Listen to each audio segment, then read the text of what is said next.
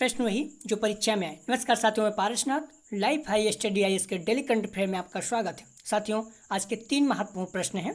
पहला, चर्चा में रहे चक्रवात का नाम गुलाब किस देशों द्वारा दिया गया है। दूसरा, 2021 ग्लोबल गोलकीपर अवार्ड किसे प्रदान किया गया है। तीसरा, चर्चा में रहे राजाजी टाइगर रिजर्व किस राज्य में स्थित है। साथियों, प्रश्नों पर आए उससे पहले यदि आप लोग चैनल को सब्सक्राइब नहीं किए तो प्लीज़ चैनल को सब्सक्राइब और शेयर कीजिए, वीडियो को लाइक जरूर कीजिए, इससे मोटिवेशन मिलता है।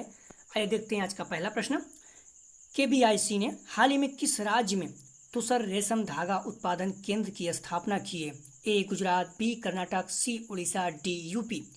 साथियों, इसका सही जवाब है C उड़ीसा।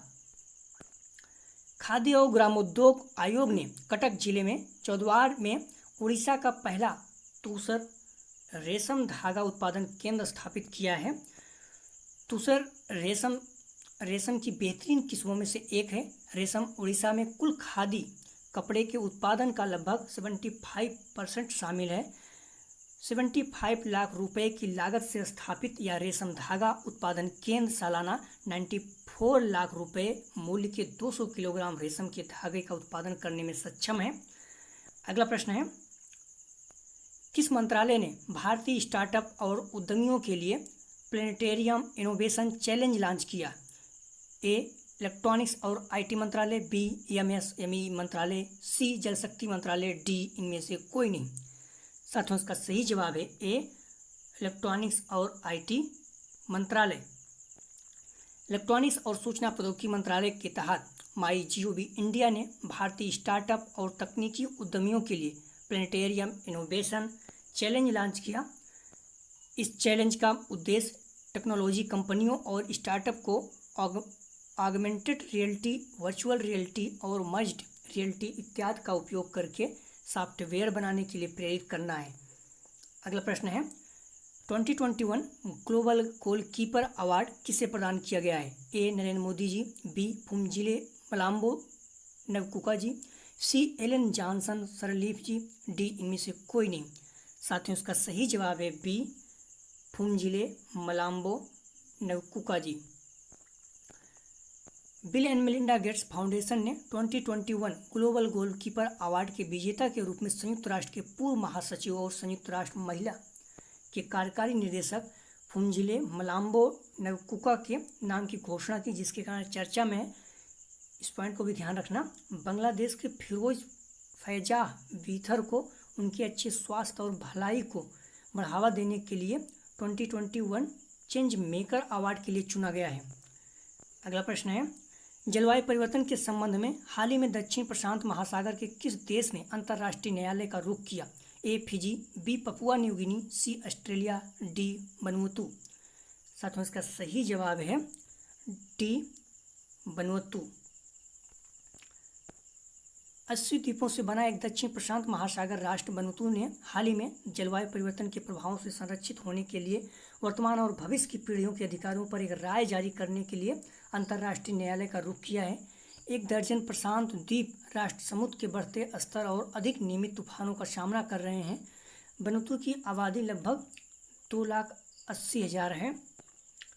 अगला प्रश्न है, भारत में कौन सी संस्था डिजिटल स्काई प्लेटफॉर्म का संचालन करती है। A RBI, B नागरिक उड्डयन मंत्रालय, C नीति आयोग, D इनमें से सभी। साथियों, इसका सही जवाब है B नागरिक उड्डयन मंत्रालय। डिजिटल स्काई प्लेटफॉर्म भारत में नागरिक उड्डयन महानिदेशालय द्वारा संचालित है। हाल ही में केंद्रीय नागरिक उड्डयन मंत्रालय ने भारत में विशेष रूप से ड्रोन संचालन के लिए एक हवाई क्षेत्र का नक्शा पेश किया। इस मानचित्र को डिजिटल स्काई प्लेटफॉर्म का उपयोग करके एक्सेस किया जा सकता है।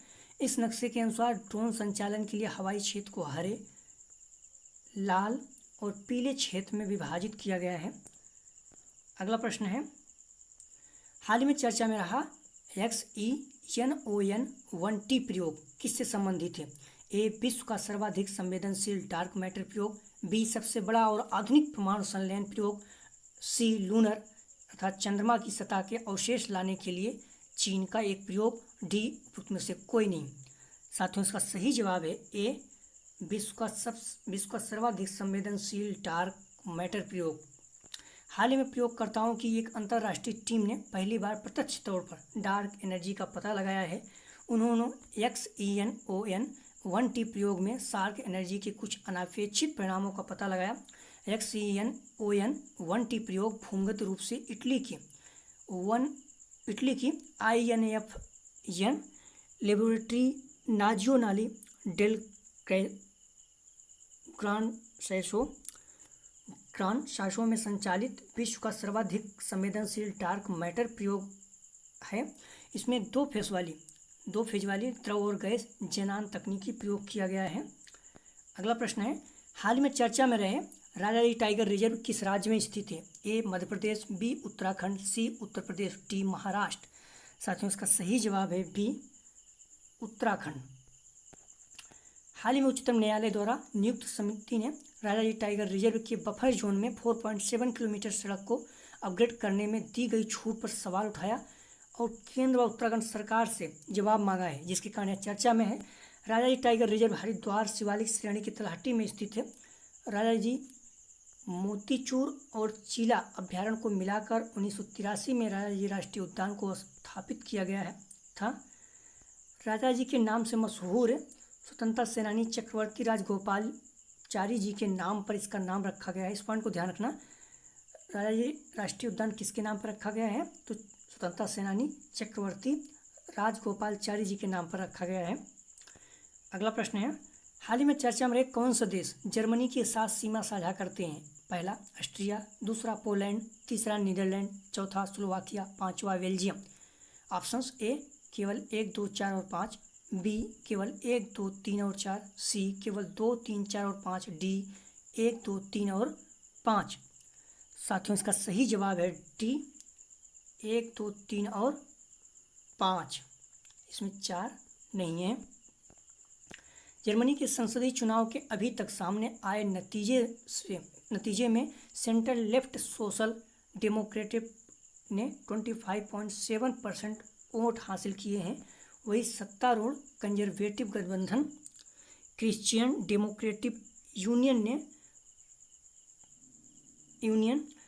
क्रिश्चियन सोशल यूनियन ने 24.1% वोट हासिल किए हैं। जर्मनी की सीमा उत्तर में डेनमार्क से, पूर्व में पोलैंड, इस पॉइंट को ध्यान रखना। जर्मनी की सीमा उत्तर में डेनमार्क से, पूर्व में पोलैंड और चेक रिपब्लिक से, दक्षिण में ऑस्ट्रिया और स्विट्जरलैंड से, पश्चिम में फ्रांस, लग्जमबर्ग से, बेल्जियम, नीदरलैंड से लगती है। अगला प्रश्न है, हाल ही में चर्चा में रहे चक्रवात का नाम गुलाब किस देशों के द्वारा दिया गया है? ए बांग्लादेश, बी भारत, सी पाकिस्तान, डी इराक। साथियों, इसका सही जवाब है सी पाकिस्तान। जब भी चक्रवात आता है तो उसका जो भी नाम रखा जाता है किसी न किसी देश के द्वारा दिया गया है। एक समिति गठबंधन है, उसमें कई देश हैं, उन देशों के द्वारा अपने नाम सुझाए गए हैं, उसी के अनुसार क्रम से रखा जाता है। तो जो चक्रवात गुलाब है, इसका नाम पाकिस्तान के देश को द्वारा दिया गया है। या कई एग्जामों में पूछा गया है इस तरह का प्रश्न। कौन से एरिया प्रभावित होता है, कौन सा देश? भारत में है तो कौन सा राज्य, और चक्रवात का नाम किस देश के द्वारा दिया गया है, महत्वपूर्ण रहता है, तो ध्यान रखा करें। भारतीय मौसम विभाग ने आंध्र प्रदेश में दस्तक देने वाले, इस पॉइंट को भी ध्यान रखना। भारत का कौन सा राज्य प्रभावित है? तो आंध्र प्रदेश में दस्तक देने वाले चक्रवात गुलाब के अगले हफ्ते एक नए चक्रवात में बदलकर और तीव्र होने की आशंका व्यक्त की गई है, जिसके कारण चर्चा में है।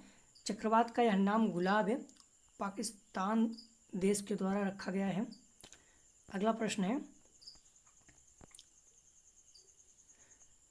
भारतीय कृषि अनुसंधान परिषद के संबंध में निम्नलिखित कथनों पर विचार कीजिए। पहला, यह स्वतंत्रता पूर्व स्थापित एक निकाय है। दूसरा, यह सोशल पंजीकरण अधिनियम 1860 के अंतर्गत पंजीकृत है। तीसरा, यह कृषि अनुसंधान एवं शिक्षा विभाग अर्थात कृषि एवं किसान कल्याण मंत्रालय के अंतर्गत एक स्वायत्त संस्था है।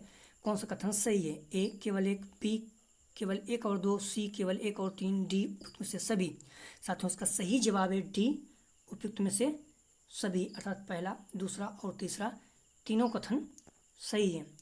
हाल ही में प्रधानमंत्री नरेंद्र मोदी जी ने वीडियो कॉन्फ्रेंसिंग के माध्यम से 35 गुणों वाली फसल की किस्मों को राष्ट्र को समर्पित किया, जिसके कारण चर्चा में है।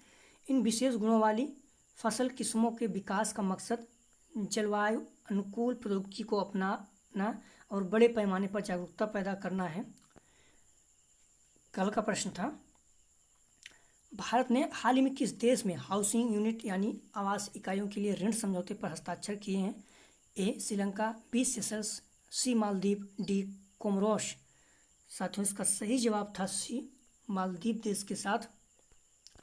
अगला प्रश्न आज का है, आप लोग प्रश्नों का जवाब जरूर दिया करें। हाल ही में चर्चा में रहे किस यूरोपीय देशों में से महिला सांसदों की संख्या सर्वाधिक है? ए डेनमार्क, बी फिनलैंड, सी स्वीडन, डी आइसलैंड। आप लोग इसका जवाब कमेंट सेक्शन में जरूर दीजिएगा। साथियों यदि आप लोग चैनल को अभी भी सब्सक्राइब नहीं किए तो प्लीज़ चैनल को सब्सक्राइब और शेयर कीजिए, वीडियो को लाइक जरूर कीजिए, इससे मोटिवेशन मिलता है। आप लोगों को पीडीएफ चाहिए तो डिस्क्रिप्शन में दिए गए लिंक से जुड़कर आप पीडीएफ प्राप्त कर सकते हैं। वीडियो देखने के लिए धन्यवाद साथियों, आपका दिन शुभ हो।